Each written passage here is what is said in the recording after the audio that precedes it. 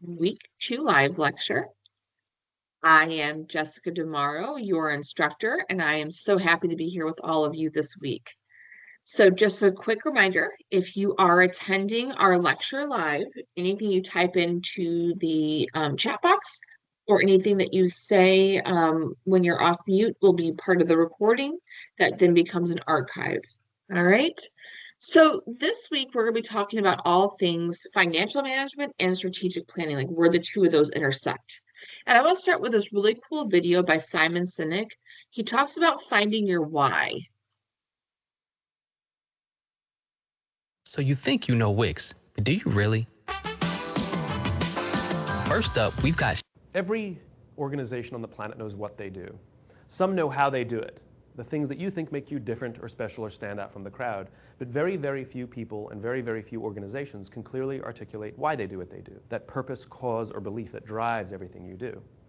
And that's really essential. All the great organizations in the world all have a sense of why that organization does what it does. So here's a way you can find your why. Here's a way you can understand what makes you at your best.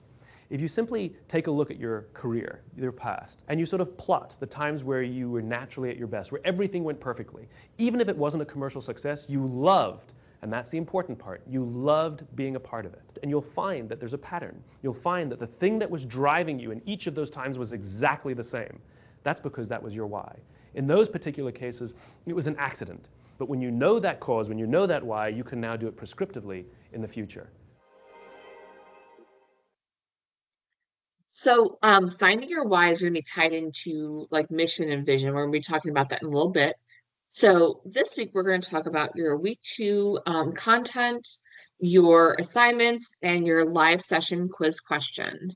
So straight from your module, healthcare financing, it encompasses a couple different functions. So it is huge in evaluation and planning. So it's very difficult to make future plans for a healthcare organization if we don't know where we're sitting financially. Okay, so we need to know, okay, if we're looking to add on a service line, right? We need to see what's going on out there in the community large and to make sure that it's going to be something that can be supported by where we're at financially today. And then also, we have to talk about financing under the umbrella of capital. So in healthcare and in any organization, we have two kinds of budgets, okay? We have your standard day-to-day budget and we have your capital budget. So when you think capital, this means major purchases. So I'm working in a hospital, I'm a CEO. Our hospital needs a new roof. That does not come out of the day-to-day budget. That comes out of a capital budget. The capital budget comes from your division office, which comes from the corporate. And basically, the corporation looks across all their different properties and they determine how much they're going to allocate each year in capital expenditures. Okay. Now, if the roof is not a 911 emergency, they're going to start allocating funds like, a sinking fund, basically, where we're going to keep on adding dollars to it until we have enough.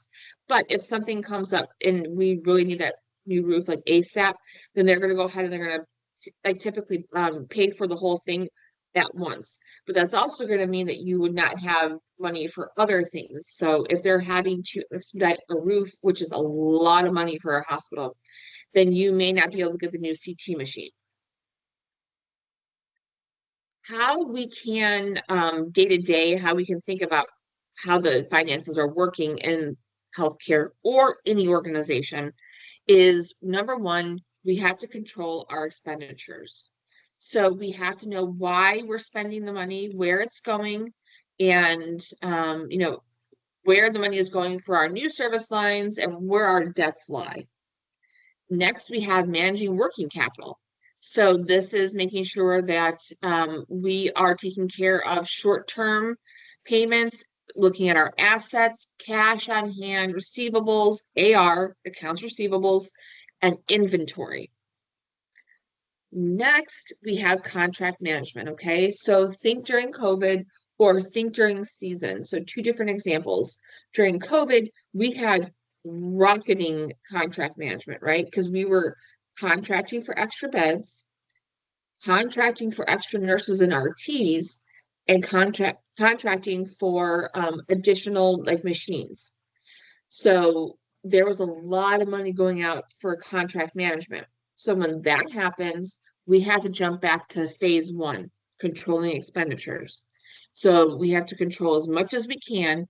We're going to put all of our new projects aside during this type of things and just focus on getting through this higher expenditure month. Now, with contract management, we also have to make sure that we're negotiating the right contracts. Okay, so we don't want to just sign on any dotted line. We want to make sure that we have the right amount of money going out for these different expenditures. The other piece is in Florida and other places where you have snowbirds, where you have contract management because you are having to staff up to meet those needs, but we don't have that high volume necessarily all year long. Except I will tell you here in Florida, we are getting high volumes all year long because of the influx of people moving here. And then finally, you have risk management. Okay, so you're making sure that every financial decision is fiscally sound and benefits the organization. All right, so for example, you wouldn't want to just open up a new service line without doing your due diligence and making sure all of the research has been done and that this is the right decision for that hospital. I want to give a quick example about this. So one of my hospitals I worked at, we were in the middle of a retiree area. And so they were like, okay, do we offer OB or OB-GYN services? And they decided, well, no, because a lot of people are not in childbearing years at this point in this area. So we wouldn't open that, okay? So again, we're doing risk management. We're making sure that we're making good financial decisions for our organization so the doors don't shut. Day to day, even if you're not the CFO, right, Chief Financial Officer, then you still need to be aware of different things, okay? We want to know, and this is the same thing, not just hospital, this is for hospice, this is for assisted living, nursing homes. Some of their nursing homes, senior living, hospice have some different stats they're looking at, but there's a lot of connectivity between those environments and this information here. So we want to know ALOS, which is average length of stay. And that's patient days divided by total discharges. So I'm not going to read all of these to you. When I was in senior living, we focus a lot on OM, operating margin. So it's your total operating revenue minus total operating expenses divided by your total operating revenue overall. And that will be in a percentage. And that's telling you for every dollar you bring into the organization, how much of that is going to be profit versus expenditure. So when I ran my independent living, we were at 51%, which means that for every dollar coming in, 51 cents was profit, which is awesome. And then we have this last one, AR, so accounts receivable, and it's shown in days, okay? So AR is telling us how efficient and how well we're collecting money as an organization from people who owe us. And that's a net patient account receivable times 365 divided by net patient revenue, okay? All right, so I've got a challenge for you guys. I want you guys to analyze this company's performance. And I want to talk to you about some different key factors when we're analyzing an organization's financials, okay? So this may not be super crystal clear on the lecture, but you can look at this when you're at your own pace at home. So this organization is a snapshot, has a snapshot of 4 years. And it's looking at different numbers and it's showing you the trending, right? So net patient service revenue has increased largely, okay? Operating income has, it's got fluctuations, and then the net income has had fluctuations. Debt has had, major fluctuations, and then capital expenditures has. And what's important to be known here is when you are servicing more patients, you're going to see your expenditures increase. So you are seeing more revenue on the top, but you're also seeing more expenditures. So you need to be able to speak to that, right? So each month when we did this in hospitals as well, but in senior living, we would have to take these stats monthly. And we'd have to explain, okay, so we're seeing this rise in expenditures, but I'm in my building, so I know the reason why is we've had this influx of census. So we have more patients, right? More residents. And so I would explain that in my variance report, saying, yes, while we are making more money, we're also seeing some more money leaving because our census has increased by blah, blah, blah. So being able to speak to what's going on in your organization is a good way to control the narrative and to not get in trouble with finance. So I want to flip this conversation now to AI and financial management. So I think, again, I can't talk about AI enough. I think that we need to really understand what's coming, what's here, and how to work with it. So I found a brand new article on 3 ways AI can improve revenue cycle management. And this is really cool. So what this article is saying is that there's already organizations that have been using AI to an extent. And the way that AI is used is typically in RCM, which is revenue cycle management. Okay. So 46% of hospitals and healthcare systems are using AI in their RCM.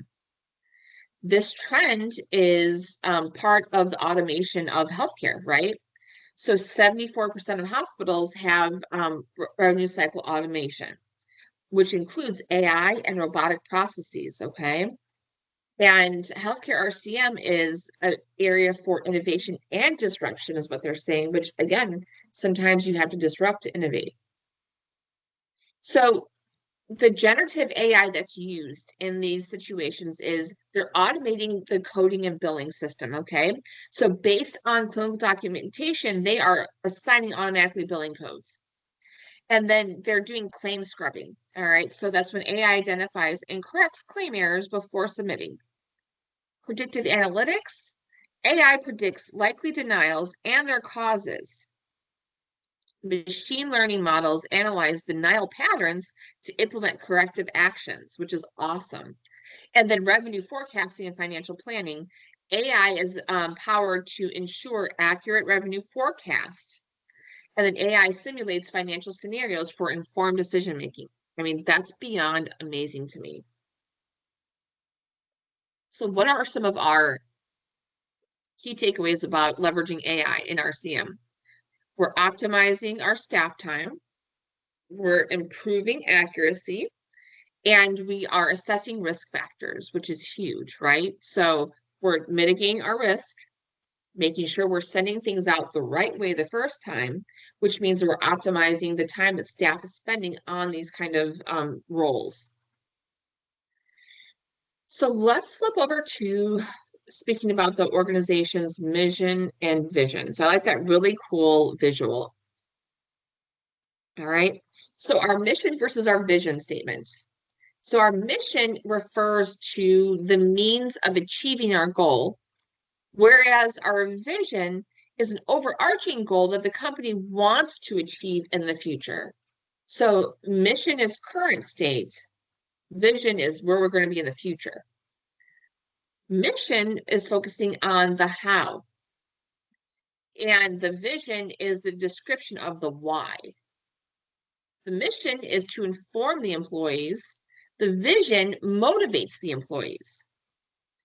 For the mission, it's usually bigger than the vision, and the vision is usually typically on a smaller scale.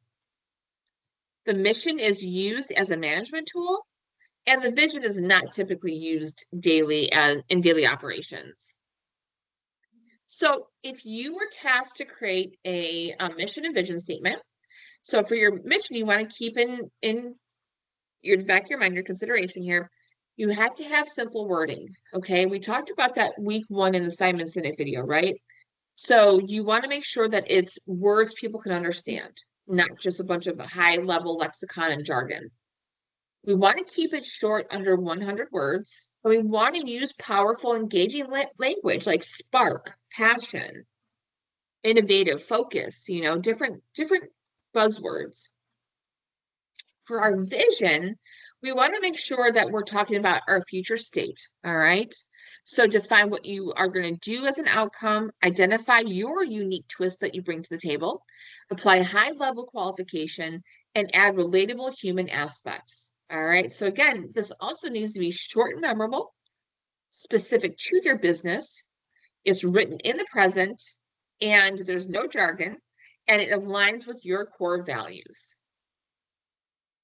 Here are some examples of from a hospital, and it's their mission, vision, and value.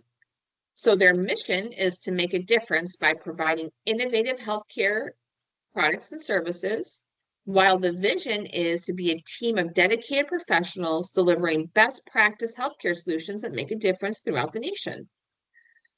All right, I gave these examples as well, so we may all not be working in healthcare yet. Here are some non-healthcare examples. We have Starbucks. Their mission is to inspire and nurture the human spirit, one person, one cup, one neighborhood at a time, which I think is awesome. And then we'll look at McDonald's. So their mission is to be the customer's favorite place and way to eat and drink. They're committed to continuously improving operations and enhancing customer experience. So these are just a couple of little guidance tools on when you're creating your mission and vision value statements. All right, so let's talk about slide 20, which is your homework, guys. So we have discussion, post, and reply, live session quiz question. We have a weekly quiz and course project written assignment. All right, so Barbara is probably totally not happy at the decision to come to UCCO because it needs a lot of work. I'm just kidding. So she has gotten an email about the strategic plan, which she got one in week 1, but they want to make sure she includes the implementation of a new EHR or electronic health record system.